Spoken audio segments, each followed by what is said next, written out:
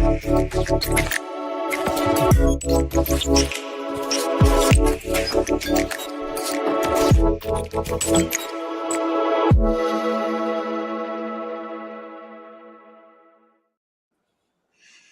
everyone, and welcome to today's AMA on Secure Boot certificate updates. I'm Arden White, Principal Security Engineer in the Windows Servicing team, and I'm joined by Scott Schell, Richard Powell, and Kevin Sullivan, and I'll let them introduce themselves.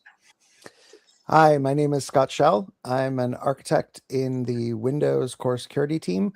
I cover integrity and hardware and Secure Boot, and I'm here to answer your questions today.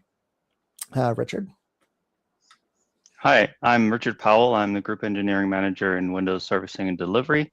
I cover enterprise and security spaces, and within security, Secure Boot. Really looking forward to today's AMA. Kevin? Hi, great to be here. I'm Kevin Sullivan. I work in our Windows ecosystem and customer engagement team. My team works with our OEM partners, especially to build and maintain secure Windows 11 PCs, and we've been spending a lot of energy with them on Secure Boot. Okay, and our first question is from the tech community. We have diagnostic data turned on in our Intune environment, but I'm not seeing the registry key MicrosoftUpdateManagedOptIn. Should I be worried about this? If the key does not exist, MS will not push the certificates down, correct? And I think the answer to this is that the key won't exist unless you set that key. So it doesn't exist, unless you're intending to opt in. And yes, it needs to be enabled or set as part of the opting into that deployment. Absolutely.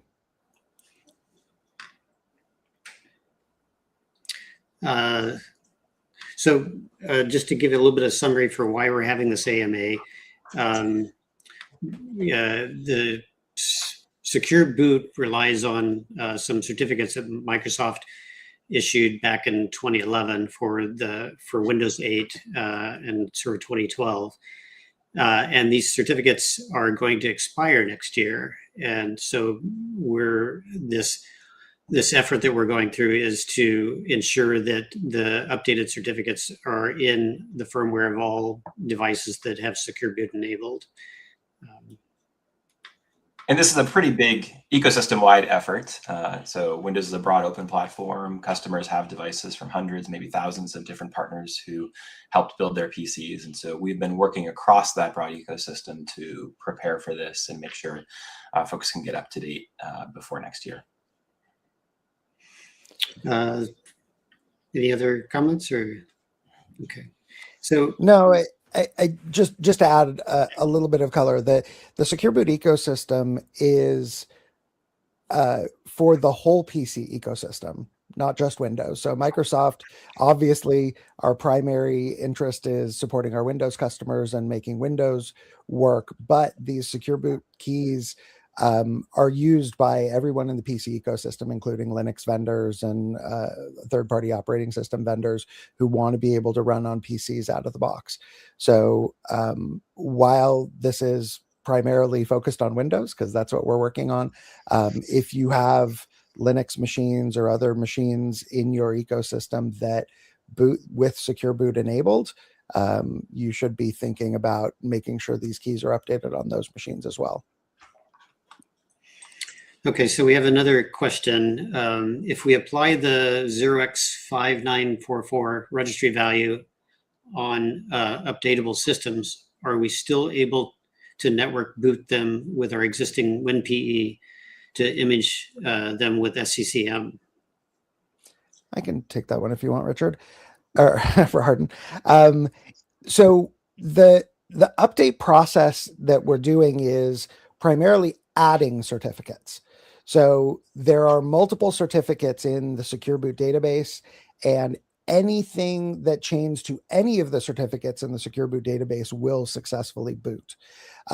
With the process we're going through now, we're only adding new certificates. So everything that booted before will continue to boot going forward. And that includes if you're trying to boot to WinPE. As part of security incidents, we have issued instructions on how to apply a revocation for our current certificates that we're migrating away from. If you have looked at those instructions, you're thinking about doing that, which we are not recommending people do at this time. But if you do that, that is the only place where you'd lose the ability to boot old things like emergency. So if you're not applying any revocations, and unless you're doing something custom, you're not doing it, you will be fine with the 5944 value. Okay, next question is, when you say future security updates cannot be applied, do you mean monthly cumulative updates will fail to install entirely, or will just the potentially bundled updates to Secure Boot and Boot Manager be skipped? So the answer there is, right now, Secure Boot is, a required part of our security story for Windows. And, it's important to us at Microsoft that if you have Secure Boot, that all your Secure Boot, boot binaries, etc., are updated. We are still in the evaluation stage as to the exact behavior for LCU installations come June, July. It is possible that at that time we will update just either the stack or fail the LCU install altogether. We're still kind of going down and evaluating our options there. So I would say we post more information about that on the website coming up. Yeah, in either case, I think, to be clear, it puts the device at risk by not getting these new certificates. So protecting the boot chain is very important in ensuring that malware doesn't get underneath the operating system where it's very hard to prevent or detect at that point. So, and we're making pretty good progress getting the ecosystem ready to take these new certs. Correct. Okay, next question. Will the Windows install process update the certs if the Windows install source media has been updated and the device is not? So the update doesn't happen in the Windows install process. The update happens with a scheduled task, I believe. Scott can correct me, that will run. And as long as you have an LCU on the device that has I believe it is at least the July update from this year installed, and you have enabled the registry keys, then the scheduled task will run and update the certs on the device. So the key is the version of the LCU that you have on the media or on the OS that has the registry key set. And I think, Richard, I saw a couple other questions on this online as well.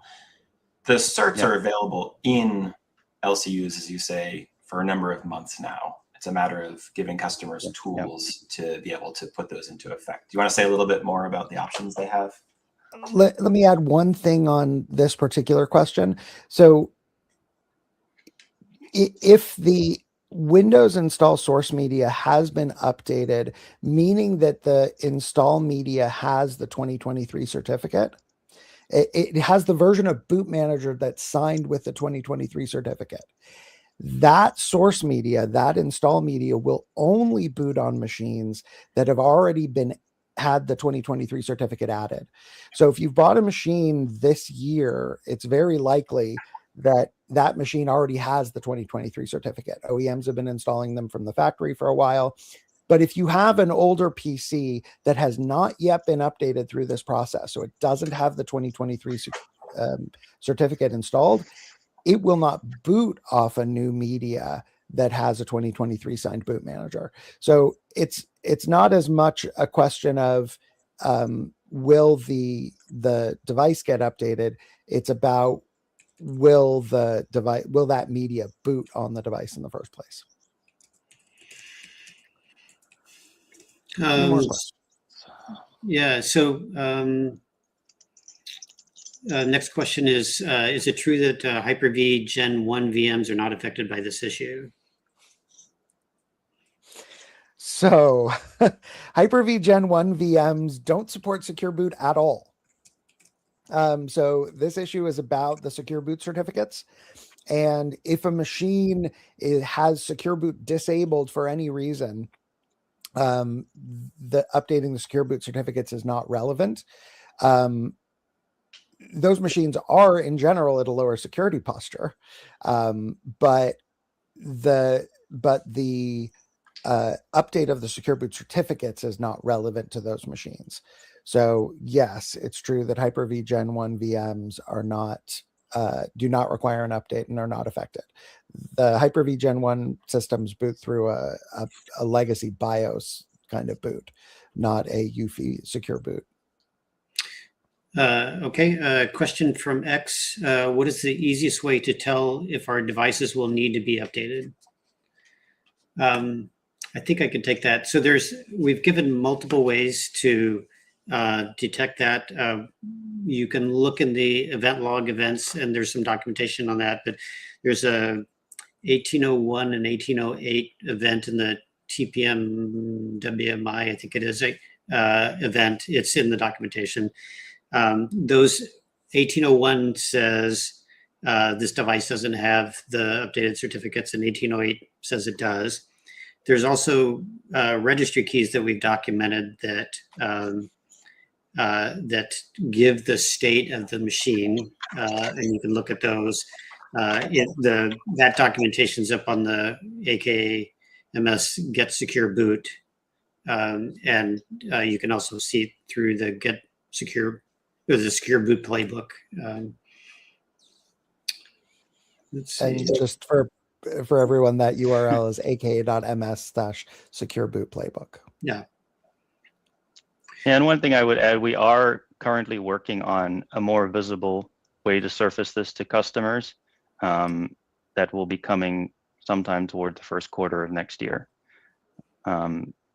It has not been completely defined and designed yet, but it will give a UI way for customers to easily be able to tell if their device needs the new certificates or if it has them already. So that is in the works. Okay. Another question, does this have any relation with Defender ASR rule block rebooting machine in safe mode? ASR rule. I think the answer is no to this. I mean, I would expect that blocking machine into safe mode is just to prevent attacks from that method, but this really doesn't have anything to do with that at all. Yeah, and I think one of our colleagues jumped in online to respond to that one as well. Should be something totally separate. Okay, next question. Am I right to say the HighConfidenceOptOut registry key does not exist? This means we have opted in. Yeah, I can take that one. So yes, that's true. The HighConfidence opt-out with the HighConfidence updates are there because we've had enough exposure to those machines, those devices, to know that they're going to take the updates successfully. And so you can think of the cumulative updates that we put out as we have high confidence in those updates that they're going to land on people's machines and not cause issues. And so kind of as a parallel to that, when we know that these certificates will work fine on a device, we have high confidence in them and we just automatically enable them in the cumulative update. Yeah, I think, Arden, it's probably a good time for us to also mention the rollout, the feature rollout that we have as well. We are internally or working with OEMs and then also internally validating devices ourselves.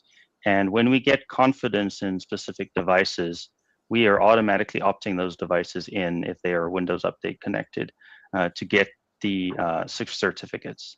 So there are many devices that will get the updated certificates without any user action if they're Windows Update connected.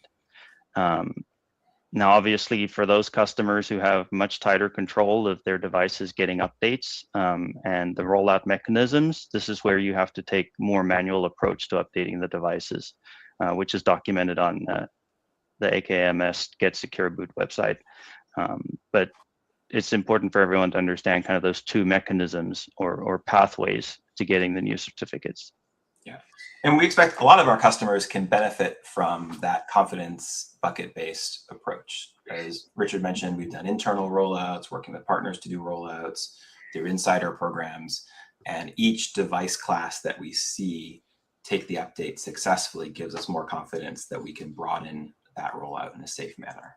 So we've been talking a lot about confidence, and I think maybe we need to kind of elaborate on why we're talking about this. So, early on when we started testing these updates, we discovered that,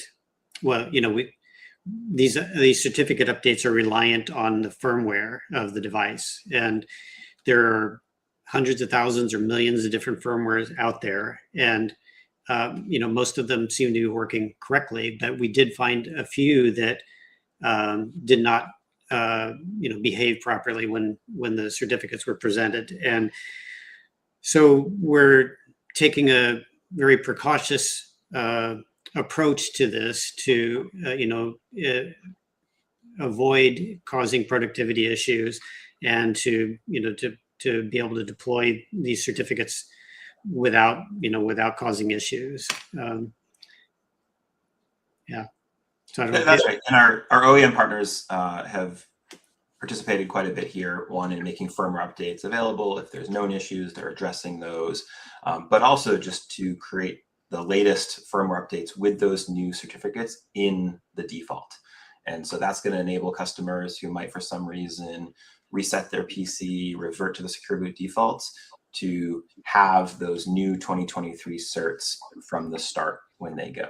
And so a big part of our guidance to customers has been, go check with your OEM to get the latest firmware available for your device as a first step. That's going to give you the best foundation to move forward. And just to reinforce that point a little bit, since this is firmware specific, each different device class potentially behaves differently.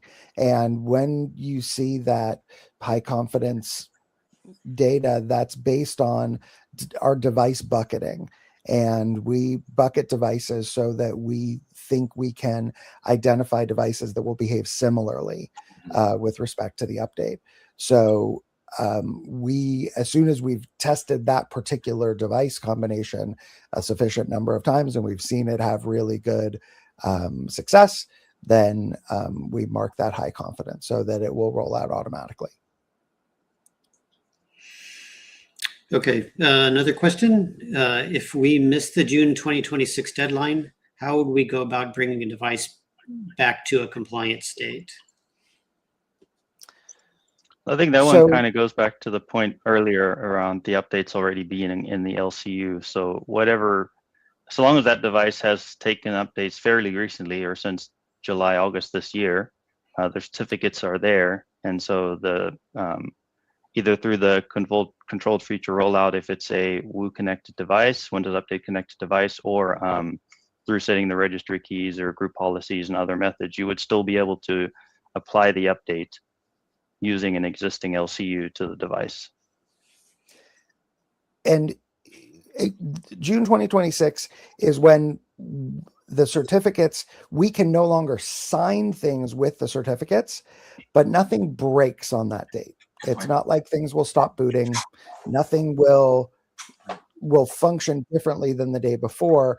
We say devices aren't compliant because we can't sign. All of our updates from that point forward will be signed with the new certificates, and we can't sign anything with the old certificates. So all the rollout mechanisms that you're using now, those rollout mechanisms continue to work after June 2026. And by that point, we will have put quite a bit more into, hopefully, the high confidence list that's in the LCU, so that will happen automatically. But if things are not yet in high confidence by that point, you may have to do some manual steps to validate that that device works successfully. We recommend testing it on 1 or 2 devices independently. Once you have some confidence that that device handles it well, then pushing that rollout by setting the registry key with one of your management tools. Well, nothing breaks except your ability to update the boot critical secure boot binaries, Right. or even our ability to update them. So, yep. Okay, question from Matthias on LinkedIn. We have 70,000 Windows 11 23H2 devices patched using Autopatch every month, all managed by Intune. Is the right behavior to simply put the registry down to the device and they will update certs via the scheduled task on the box, and then we are fine? We don't have to think about it anymore? I think this goes back to what Scott was saying about you want to test representative sample devices in your environment to make sure that the certificates all apply correctly. But then, once you've done some preliminary testing, you can deploy to all those devices. I think to answer that question, I would not advise you to not think about it anymore. The best thing to do would be to monitor the rollout.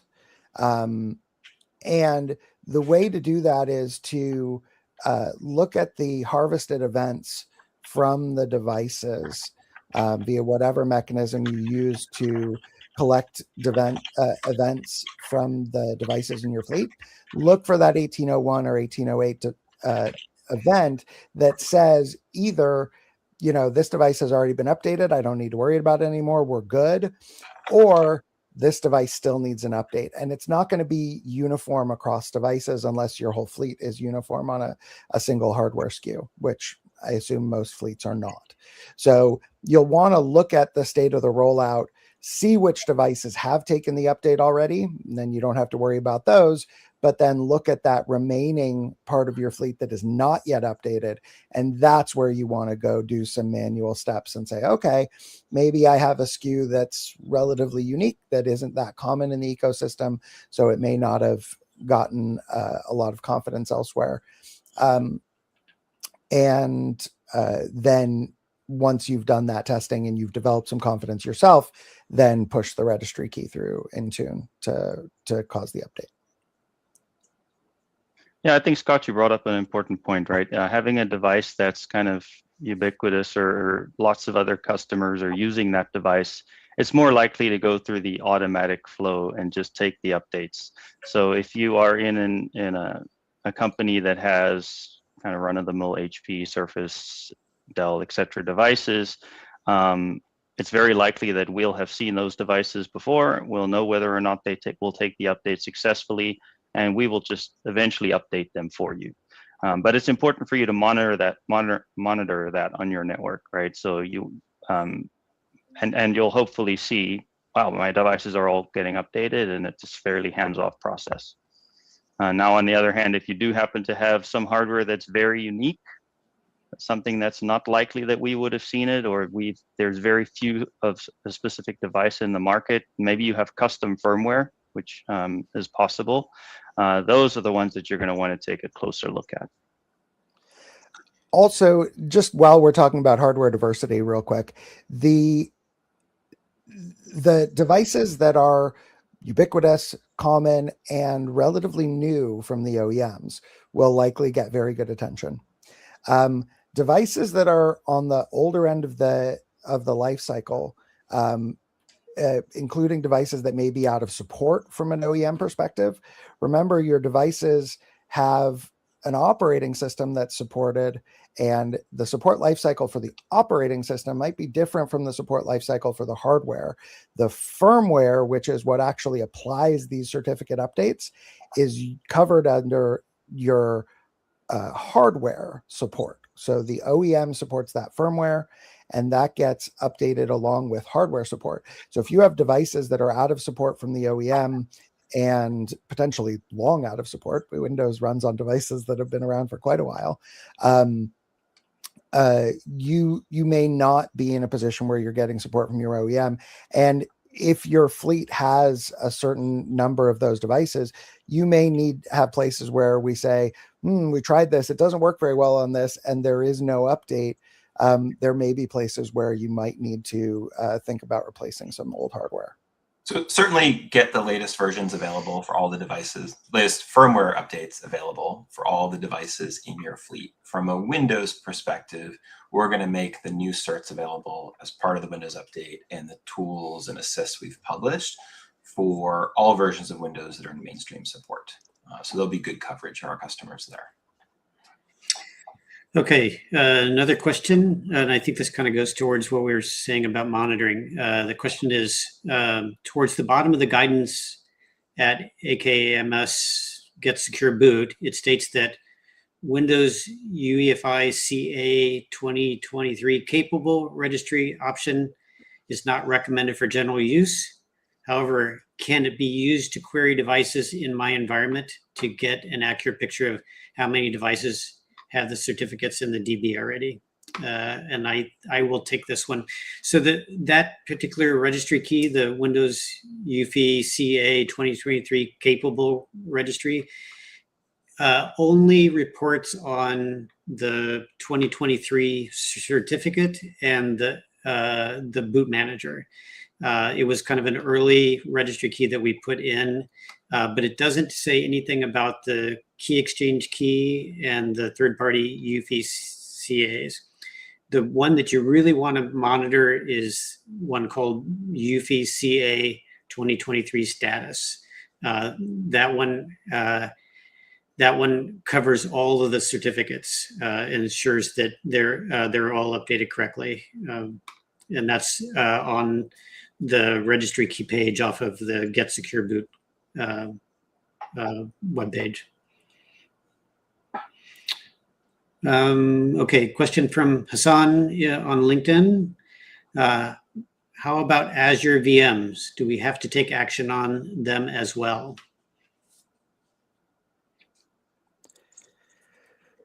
So in general, the UEFI Secure Boot certificates are updated from within the operating system. We can't update them externally from the OS. So Azure can't just push the update automatically to every device because the state of those certificates is measured into the TPM PCRs, and things in Windows like BitLocker, like the VSM master key, are sealed to the state of the TPM PCRs. And if we were to change those externally, things would go wrong, like you'd hit BitLocker recovery. So those have to be updated from within Windows, and the process for updating the keys on Azure VMs should be the same as for every other Windows device. The hardware diversity is dramatically lower in Azure VM, so that part will be fine. But in terms of the update actually happening on your devices, yes, that's something you do need to handle. New Azure VMs that you bring up, when you spin up a new Azure VM, that does automatically have the 2023 certificates now. Yeah, I think another way to think about this is virtualization is kind of like an OEM in that sense, in that when you bring up a new VM, you're buying a new device. And if you've had a VM running for, it could be years, that's an older device that needs to get updated through the methods in Windows. So it's a fairly straightforward analogy from physical devices to virtualized devices. Okay, another question. You mentioned assists. How can we access those? And are they an extra service we need to sign up for? So there are two assists that we've named assists. One of them is what we've talked about. Actually, we've talked about both of them here today. One of them is the high confidence updates that come through the cumulative updates. So yeah, as we've said before, when we know that a device will take the updates, we encode that into the cumulative update, and it just automatically applies. So that's one of them. The other one I think Richard mentioned was the control feature rollout, where if you opt into that and provide telemetry, then we will apply the certificates as a part of our process of going through all the device buckets. So both of those are documented as the high confidence one is automatically on, but you can opt out. In the controlled feature rollout, the Microsoft updates one is disabled, and you can opt into that one. So, and you can use both of them if you want. And not an extra service. Like those are tools that are available to customers. They're documented at the sites we've been sharing here.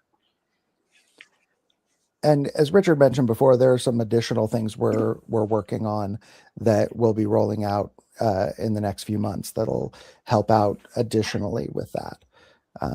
So keep an eye on that aka.ms/GetSecureBoot page. We'll post additional information there about additional help mechanisms.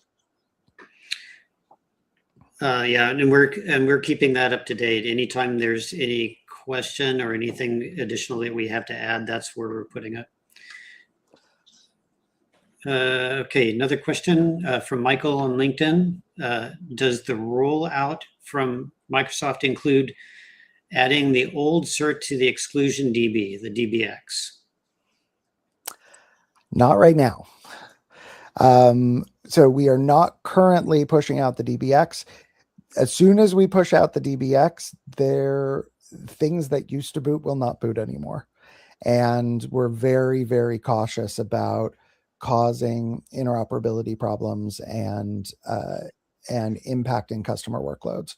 So at some point there are security issues there. So we will eventually be pushing that DBX, but we need to get very advanced coverage within the ecosystem of the 2023 certificates, and the media refresh needs to be well advanced so that customers have updated their media to have the 2023 boot certificates.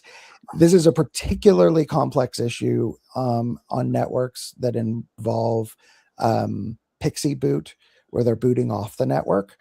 Pixie can only offer a single boot manager binary, which means once you try to boot off that network device, it can hand you a 2023 signed boot manager or a 2011 signed boot manager. And if we've started revoking the 2011 certificate before all the devices can handle the 2023 boot manager, then there's no option that will work because it can't detect what those devices are. So the compatibility risk and impact of applying that DBX is going to be significant. And we are looking hard at when we're going to be able to do that, but it's definitely not now. I'll add to that. I would think of in your enterprise environment, I would think of it in 3 steps. One is the first step that we're talking about right now is getting these new certificates on all your devices. The next step is to manage any external bootable media, external meaning external from the device. So like as Scott said, Pixie boot, or if you have thumb drives or whatever type of media that you have that's external from the device, updating that media to use the 2023 signed boot manager. And then once you have confidence in that, then adding the 2011 certificate to the DBX should be a safe operation.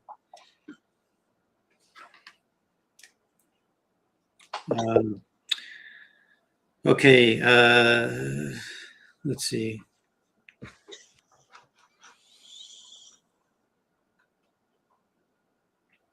Oh, there, it looks like there's a tech community question. Let's see. When I do, So okay. it says, when I look at my environment, even brand new devices are showing that registry, the UFI CA 2023 status regkey is not started. Even on brand new devices we've deployed. Does not started also mean the device may not need it, or was I querying the wrong registry key? That's a good question. I thought it should say that it was completed, but I think that's one that we'll need to get back. I think the question is really asking about this device already came with new certificates, and so what will that registry key say? And I think that's one that I'd like to double check what the actual behavior is.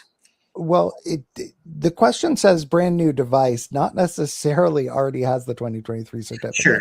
It should, but that's not a guarantee. There are still pockets of devices that have not been updated. So it may be that the device literally doesn't have it. But I agree with Arden. We should double check on that. Yeah, and the customer can use like the PowerShell scripts that we published to verify what certs are actually on that device as well. Yep. Okay. When will the certificates come down with Microsoft updates or Windows updates? Is there an expected month they will be delivered? So they were delivered earlier this year, I think in May, but I'm not exactly sure. So they are a part of the cumulative updates, and they land on, they get applied to the system, to the disk on each system. They essentially remain inert at that point until some action takes place to apply them to the firmware. So the final step, the part that we're proceeding cautiously on, is when we apply them to the firmware, when they get applied. So they should be on pretty much everybody's device by now. So it's a really good point, Arden, that this update, unlike most Windows updates that are updates to the software, is not a uniform thing that comes down just once with the LCU. So it comes down in a couple different steps. The first is getting the code and the certificates to the machine, which happened earlier in the year. I think it was May. But the actual process of applying that to the firmware is the thing that we've been talking about this whole time. And that can happen one of several ways. If we're talking about consumer devices, that generally happens via the controlled feature rollout that we've been talking about. The high confidence bucket list is one that ships in the LCU. So every month, every time we update the LCU, we update that list of buckets that are in the LCU with their current status as far as we knew it at that point. There was a question on the bucket confidence level being empty. And until the list in the LCU has information about the bucket that your device is in, that will remain empty. As we're every month adding information to that list in the LCU, as we get more information from the rollout, we're continuing to add data to that list in the LCU, and then that bucket confidence level will come in. That bucket confidence level can tell you a couple things. It can tell you that it's high confidence, and then as long as you haven't set the high confidence opt-out, the system will go ahead and apply that automatically at that point. It can also tell you that we think there might be an issue on your class of devices, and we're investigating. And we recommend that you hold tight. Don't do anything on that class of devices for a while. And the issue may be that something just went wrong on somebody's device real quick, and it was unrelated to this, and we thought there might have been an issue, and we're investigating. But that bucket confidence level can give you that information. When it's empty, like it is for many devices right now, it just means we haven't got that information into the LCU yet. And that will happen in the coming months. Okay, question from Victor on LinkedIn. Question about Autopatch. if I have devices in Autopatch and diagnostics being sent, do I need to implement any other configuration policy or registry keys, or is it automatically completed? Or do we need a settings catalog policy as well? This is one So where again, this is the question of ubiquitous or not, right? So if you have devices that are kind of run-of-the-mill devices, then no, you don't need to take any other action. Eventually, the device should show up in the confidence list in the LCU. The LCU will get pushed onto those devices, and they will get updated. As we said earlier, it's still recommended that you monitor devices in your network and make sure that that's what's actually happening, because it's quite possible you could end up with a subset of devices that are not getting the update. And that could be just because, like Scott said, maybe we're investigating an issue. Maybe you have to go take an update of a firmware update from your OEM. There could be a number of reasons. And so it's important to monitor, but in terms of whether the devices will be get updated or not, there's no, if we're confident of the devices in your environment, then there's no action you need to take other than just allowing the LCUs to install on the devices. Yep. Yeah, and the settings catalog and selecting different updates to install is not relevant here. This is all contained within the LCU, the main update bundle that comes down from Microsoft. You don't need to worry about opting into custom updates. The registry keys that we're talking about are a secondary thing. After you've got the update installed on your machine in Windows, it's that registry key is about telling Windows to push the update to the firmware, which is unrelated to Autopatch. That's just the task that is looking for those registry keys. I'll add a little bit more to that. Scott was talking about registry keys. So we were trying to meet people where they are in terms of how they deploy. So we took the steps of, in addition to the registry keys, providing a group policy object for this, as well as adding to the Intune catalog to be able to deploy that way. And then there's this WinCS command line option that's also available, and that's all documented on the website. So another question from the tech community: how will the WinPE boot image from the ADK be affected by these changes? If it will be updated, will it continue to work on systems that have not yet installed the updated certificate?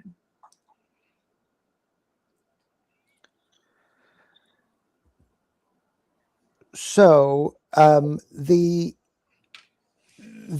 boot image, so if you're talking about bootable media, so WinPE is a little complicated because it depends on where the boot manager binary is coming from. If you're booting from anything on the disk on your machine, it's booting from the EFI partition. And that shares the same boot manager. So that'll be updated by Windows. If you're talking about an independent boot media, like you're booting from an ISO or booting from a thumb drive or booting from a Pixie image off the network, those all have their own independent boot manager. And if that boot image has the 2023 boot manager in it, it will only boot on devices that have been updated to support the 2023 certificate. So I think the answer to your question is no, it will not boot. If you have a boot image that's been updated to the 2023 certificate, it will not boot on devices that have not yet installed the certificates. That said, I'm not sure what boot image is coming from the ADK right now. I am guessing that that's still got the 2023 boot, the 2011 boot manager in it. I think I'm not 100% sure, but I believe the ADK has both boot managers, and I thought they said there was a script for choosing, but I think that's one we'll have to follow up on. Yeah, my recollection is the default is the 2011 still, and then the script allows you to convert the media to 2023. But I agree with you. We should definitely follow up on that. Okay. Next question. How are you working with OEMs to ensure that they are updating their firmware in advance? Sure, happy to take that. In general, we've been working with our OEM partners, some of the biggest brands that customers know, as well as many regional partners from around the world for multiple years on this. So it's a shared ecosystem. We've been sharing transparently our plans, our timelines, and partnering very closely with them in this process. The first thing that they're going and doing is putting the new certs on new PCs. That's going to be the fastest, most efficient way for customers to get the update and get them off in a good state. Then for firmware updates, I'll put a plug again for our aka.ms GetSecureBoot page. Many of these OEM partners have created informational pages for their customers where you can go and see exactly what models have been updated. In some cases, there's a schedule of future updates, so you can track that to see when that firmware update will be available. And then they've got their own OEM-specific FAQs on there that are great resources as well.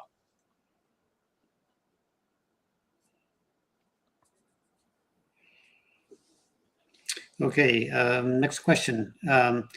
If the key Windows UVCA 2023 capable is set to 1 instead of 2, this means the device is still not in a secure state.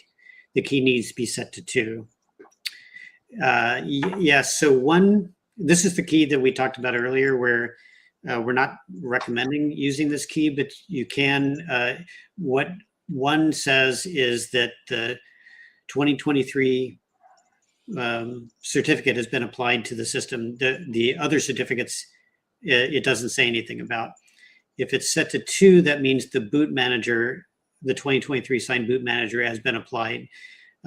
So it's a step towards being secure, but it doesn't necessarily mean that you're secure at that point.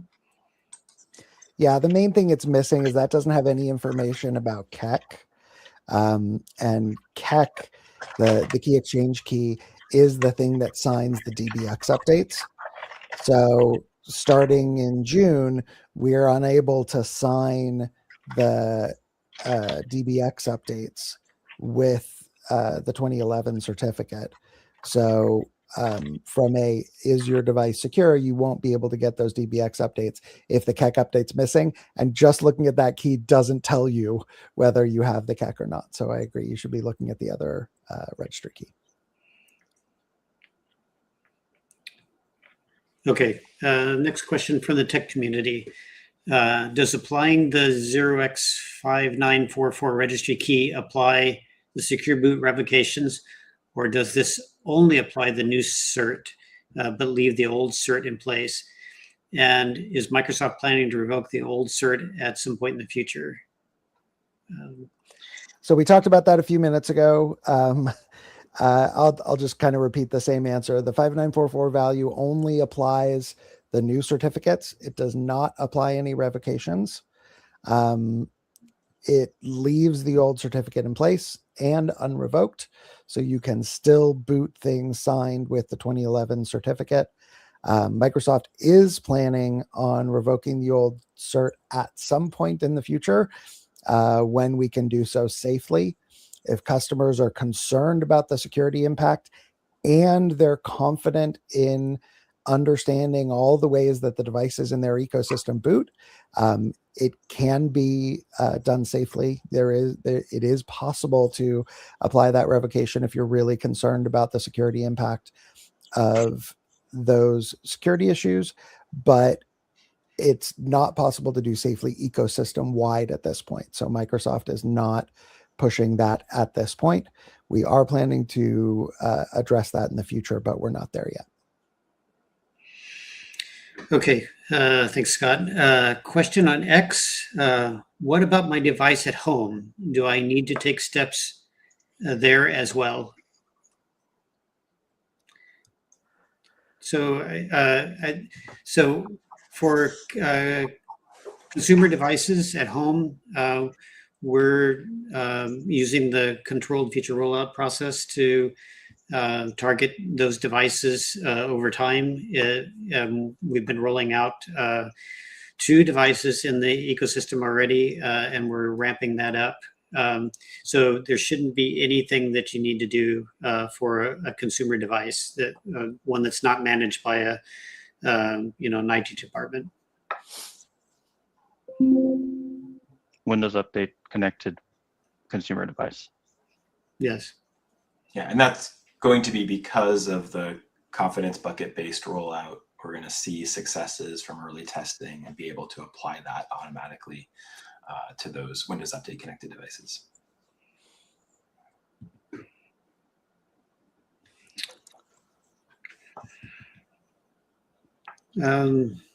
Okay, so it looks like we're out of questions. I don't know if anybody has final tips or thoughts. Yeah, I'll take a few. My primary advice would be pay attention to this issue, and look at your ecosystem, look at your devices. So that means look at the events that are coming back from the devices in your deployment. Look to see whether you're seeing all 1808s and your devices have been updated and you're in good shape, or you're seeing some 1801s, and look at the bucket confidence level in there and see if there's anything that you're expected to do. If those go into a place, there is a possibility of us getting to a place where that says you need to reach out and contact your OEM. Because there may be, you might be missing a firmware update or something like that. So pay attention to that. Please don't ignore this until June and you start getting big angry messages that tell you you're not compliant anymore. Better to be on top of this. Also, think about the rest of your device estate. What else do you have that you're running that is part of the PC ecosystem that might be running with Secure Boot that isn't a Windows device? So do you have Linux machines in your ecosystem? Do you have devices booting with other operating systems? And go look for advice from those vendors as well. We do work with other operating system vendors on what they're doing, and just keep on top of your entire device estate. Yeah, this is really a great time to be planning for your rollout. Do that survey of your environment. Look to see which of the devices, especially new ones you may have bought in the last 18, 24 months, very likely already have the new certs. That's a portion of your estate you don't have to worry about. And then start to see what are the other big device cohorts that you have, and think about how those will be handled either through some of the assistant tools we've provided or other strategies you may need to consider. But definitely get that plan in place as we look towards June. Yeah, I think I'll add. Kevin, if I'm about to go and make a large purchase of devices, I assume it might be good for me to go ask questions around, hey, have the devices got the new firmware, and confirm that? Absolutely. And if we look at those OEM specific sites on our GetSecureBoot page, most of them lead with a statement of the first date that their devices or device models included the new certs. And you can have that as assurance going into that process. Yeah, so I'll add, I think monitoring is kind of key to this. And so in whatever way you manage and monitor your devices, setting up some monitoring to look for those events or look for that register key. We've tried to give a lot of hooks into understanding the state of your devices. So doing that, and then the planning part of it, I'll give two, I think, useful tips is nobody's changing ecosystem right now in December. I think everybody's got it locked down. So I think this is a perfect time to get a better understanding of how this all works, and testing some devices in your environment with the intent of starting deployments like in January and getting ahead of it. So I think that's really useful, and I don't think I have anything else. So I think we're wrapping up now. So I'll reiterate we have the aka.ms secure boot playbook. You can start there and get a lot of good details, and it also points to the aka.ms GetSecureBoot, and we'll definitely be keeping that up to date and clarifying anything where there's confusion or adding details as they come about. So we're trying to keep that as up to date as possible so that we eliminate any confusion or and avoid having to have questions, so we can give the details that everybody needs. One other thing on those pages, those top level pages have great data, but please follow the links on those pages, because those pages are not just a uniform page. You have to follow through the link sometimes and look at the details that are underlying those things. So yeah, both of those two are great places to start. Okay, I think we're all set. Thanks, Kevin, Richard, Scott. I think we're signing off now. Thank you.